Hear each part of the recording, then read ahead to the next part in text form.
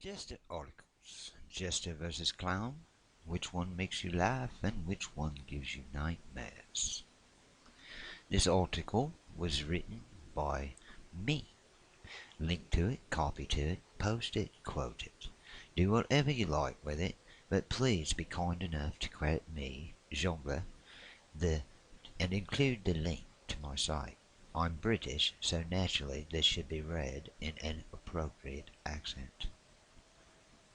As a gesture aficionado and a firm believer that all clowns are evil, monstrous demons sent from the other planets to eat my soul, there are few things that annoy me more than when people mix them up. It is certainly true that there is a great deal of overlap between the two, but there is a gap between jester and clown in both symbolism and metaphor which makes all the difference to me. Firstly, a disclaimer. Back when there were actual professional jesters, in the pointy hat with bells, hangs around the castles wearing tights style that most people are thinking of when they say jester, there were no such thing as clowns.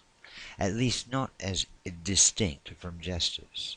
The clown in his current incarnation, face paint, false smile, ginormous trousers, grew up probably as an ancestor of characters in the Commedia dell'arte and Greek theatre. The circus clown didn't develop until as late as early 19th century, long after the Middle Ages profession of jester had largely died. This article therefore is about certain modern interpretations of their roles, not the historical facts of what they did. In a world where jesters are corporate logos and clowns live in circuses and horror films, analyzing history is not enough to understand what modern society has done to them. This article is about metaphor and meaning in today's culture. And obviously, it is only my moderately informed opinion. It's not going to be true all the time, and you may not believe that it's true at all. So please don't develop an ulcer if you disagree. I am, however, glad, always glad, to take on an intelligent argument. Back when being mentally subnormal or physically deformed was thought to be funny in its own right, jesters spent a lot of time rolling around doing physical comedy. Nowadays, that role has been almost entirely taken on by the clown figure. Think of the picture it creates in your head when you're told that someone is clowning around. I bet you're imagining a person who's moving, not standing still. Clowns are the ones who laugh at themselves. They don't make the joke, they are the joke. The clown is the guy who takes the bucket to the face, whose trousers fall down and who falls off the latter. He exists to be mocked and laughed at by everyone else. The jokes can be really nasty. Take a moment to imagine if those things were actually happening to someone. And the funny thing is that you're aware of it. There isn't a much more obvious way of pointing out that someone isn't smiling than to paint a smile on their face. The reason clowns are often seen as a bit disturbing, anyone here ever read or seen Stephen King's It? Is because not only are they being tortured for your entertainment, but they are pretending to enjoy it. And that is a bit disturbing if you ask me. In historical context, today's clown is the descendant of the medieval natural fool, the mentally subnormal, whose were kept as objects of humor by the rich. Stupid, physically incapable. Our clown exists to be laughed at by the audience. He is fundamentally a victim. He is, therefore, the absolute opposite of today's jester, who might make you laugh, but decidedly isn't there to be laughed at. He's laughing at you. In contrast to the clown, the jester nowadays is a dangerous character. And when I say nowadays, you can see this jester in not only many Shakespeare plays, but in the Commedia dell'arte Harlequin of the 16th century, and even in the witty slave characters of the Greek middle comedy in Something Ridiculous BC. The jester, in this modern incarnation, is heir to a great and ancient dramatic tradition. He mocks others. His eye is sharp. His tongue is sharper. And woe betide you if he chooses you as the target of his wit. He is, in many ways, the nasty kid at school who makes himself popular by laughing at everyone else. You want this. You want to be his friend. You you don't, not only because he is funny, but because otherwise you might become his next victim. The key fact about our witty and dangerous jester is this: he tells the truth. His jokes, which seem trivial, are actually all true, and it is not he who is crazy, foolish, or upside down, but the world. The concept of the jester, who can tell the truth to the king in a jest when nobody else dares, has been around for a long, long time.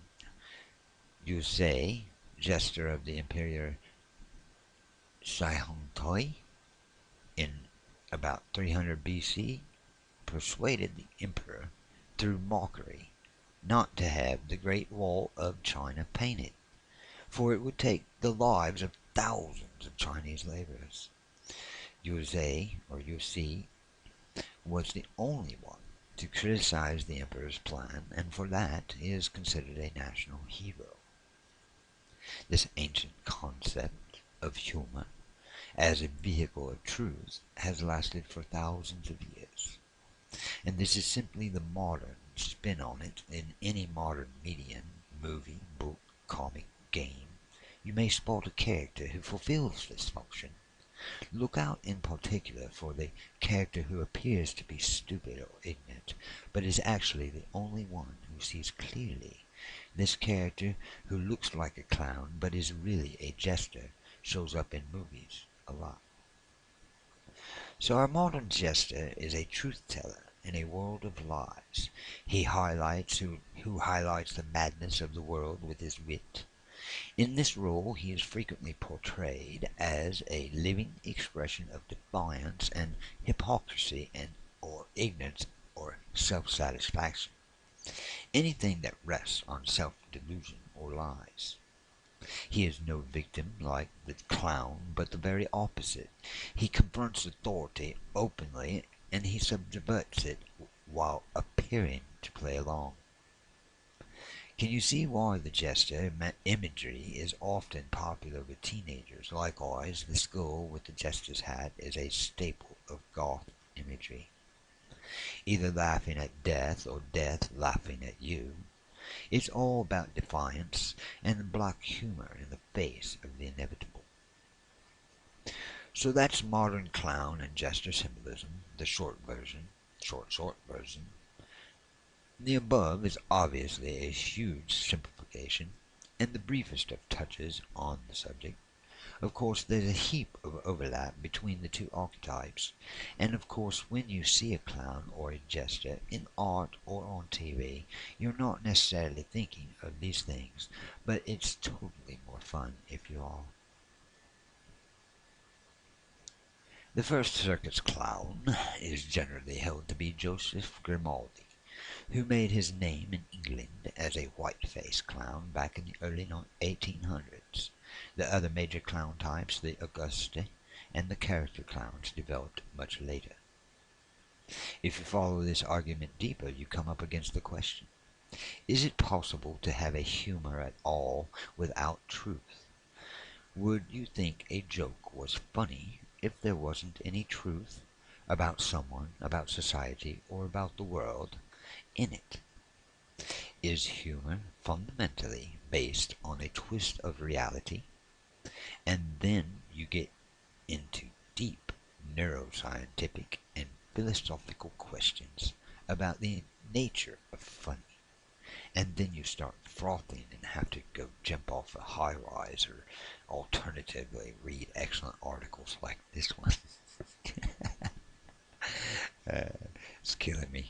Alright, my personal favorite is Kung from Hong Kong action flick Internal Affairs. He's a goofball gangster who seems to have total paranoia, complex about the police being everywhere, makes apparently random comments about his fellow gangsters being moles, and you spend the whole film laughing at him for his idiocy, idiocracy.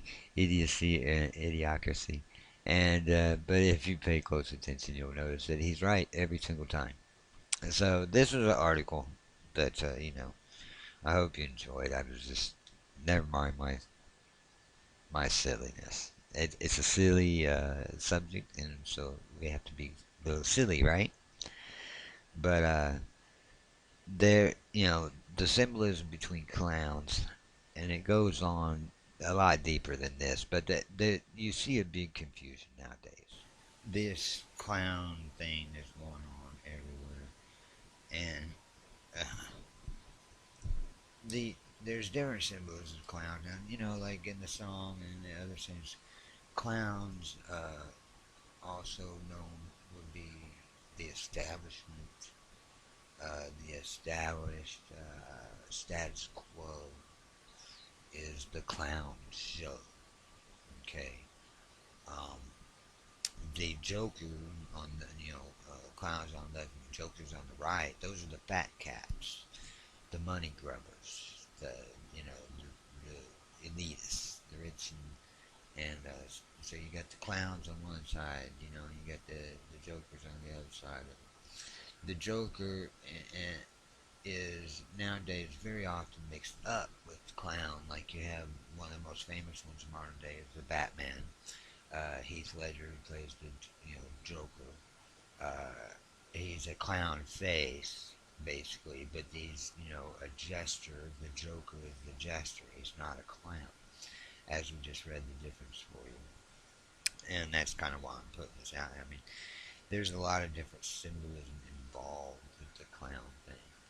At this point in time, in the level that we're dealing with, as I said in previous videos about the clown thing, it represents two mainly of three dynamics. One being the top dynamic, which is Legion, as I said. And this is admitted by organizations that they don't. These people don't even realize that this the the spirits that work through them. That's why it has a clown face, because it's a mask. It's uh, the man behind the mask thing. You know what I mean? And it's the same. That's what I mean, because your host, the host, when these things take over a body. Okay, for instance, that train incident. This guy's missing time.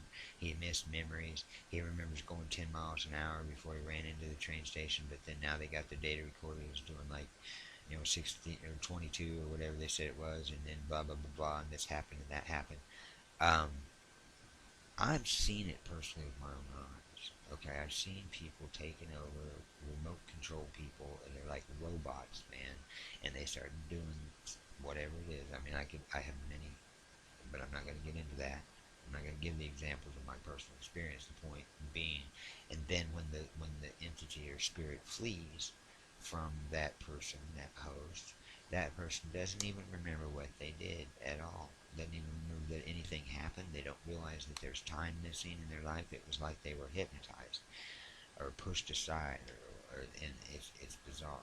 But I've seen it with my own eyes, and this is also a representation of the clown. Now, the other, of course, representation of the clown is the mind control. Mind control, clown face, um, and you can, there's plenty of information material out there on that particular mind control stuff. It was kind of made by what I forget her name right now. I'm sorry, but the famous model. She was kind of psycho, like Britney Spears did. I think even maybe Britney Spears did a clown face one too once. But the other one did, the one that was before her. Man, I can't remember that gal's name. Anyway, it's irrelevant. I'll throw a picture or something. That's what this segment is anyway. So this all again, it's actually another psyop, okay, but it's a kind of a bigger, deeper psyop because as I've showed the ties and connections between who Legion is. Now, if you don't know who Legion is, just uh, you should. I'm not even going to direct you to that. You'll have to discover that on your own if you don't know the scripture and you don't know other references to Legion. Maybe you never saw the movie Legion. Uh, maybe it's all over the place. They show you this stuff. They also show you the spiritual connection and taking over of people that I've talked about in more than one movie. One of them had Denzel Washington in it. I think it was called Touch or something. It was about they killed a convict and then that spirit was going from person to person to person, following him around and terrorizing him through these people, and he would get basically gang stalked and street theatered and lamplighted and the whole nine yards. There's there's a lot of movies out there that tell you a lot of stuff. In fact, most movies tell you a lot of stuff if you know how to see what they're telling you. So this goes on into the latest bizarroness, okay, which is the title of this here video, and that's this crazy, crazy,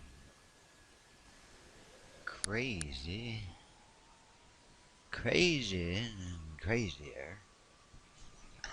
I mean, it just, where does it end, right?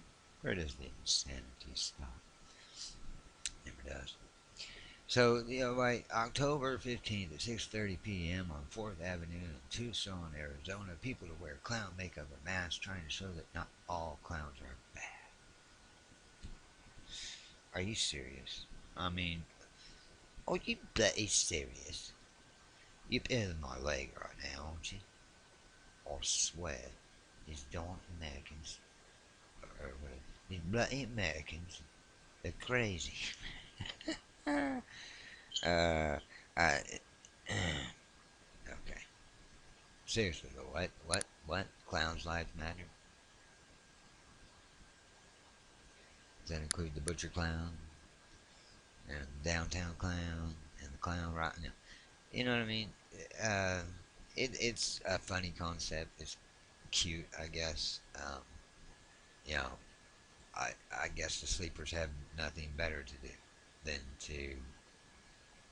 No, it's not just innocent. Come on, clowns' lives matter. Give me a break. Did George Soros fund this shit too?